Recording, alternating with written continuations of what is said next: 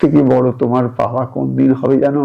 যেদিন তুমি কোনো না কোনো ভাবে ভগবানকে ডাকতে ডাকতে ডাকতে ডাকতে ডাকতে ডাকতে বারবার তার কাছে একটা প্রার্থনা তার চরণে পৌঁছে দিয়ে, যে তুমি আমার কাছে মূর্ত হও গুরু রূপে, তুমি তুমি মূর্ত হও গুরু রূপে, তুমি আমার কাছে এসো গুরু রূপে।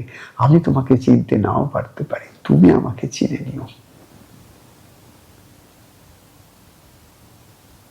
আমি তো তোমাকে চিনতে পারবো না, আমি তোমাকে ধরতেও পারবো না, কারণ তুমি অহংকারের কাছে অধরা, আর আমি অহংকার।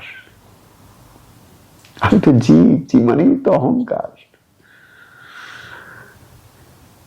জীবের যেদিন অহংকার ফুরিয়ে যায়, সে কি আর জীব থাকে? সে শিব হয়ে যায়, যেটা আমার গুরু।